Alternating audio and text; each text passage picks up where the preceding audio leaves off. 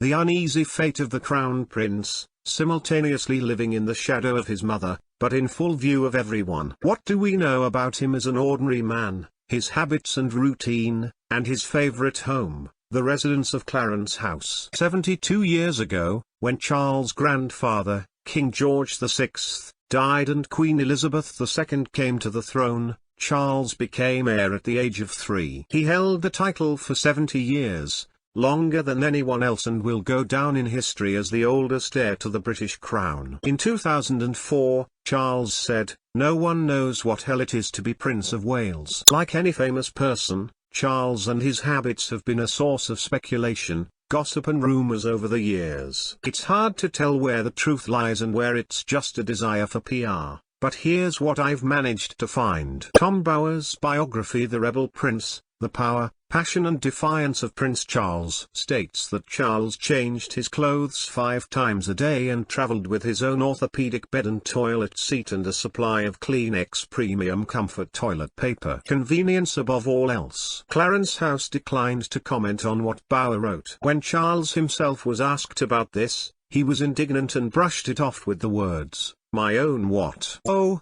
don't believe all that nonsense." Another former butler to the royal family, Paul Burrell, revealed in a documentary called Serving the Royals, inside the firm that Charles has specific requirements for taking a bath. The bath plug must be in a certain position and the water temperature must be only cool and only half filled. On top of all this, Burrell claimed that Charles has his servants squeeze just the right amount of toothpaste out of the tube. This myth about a special person who squeezes out the paste for the prince was spread in 1990, but it is nothing more than an overblown story by journalists. The story goes like this: Prince Charles broke his arm, and even in the most ordinary tasks, such as brushing his teeth, he needed help, and he asked his valet Michael Fawcett to help him. When the prince recovered, naturally this duty was removed from Fawcett, but he went down in history as a toothpaste squeezing assistant. For almost 20 years, King Charles III and Queen Consort Camilla have lived at Clarence House. They will not move to Buckingham Palace until 2027 at the earliest, when a major renovation will be completed. Before becoming the residence of Charles and Camilla, Clarence House was the home of Queen Elizabeth II, then Princess Elizabeth and Prince Philip,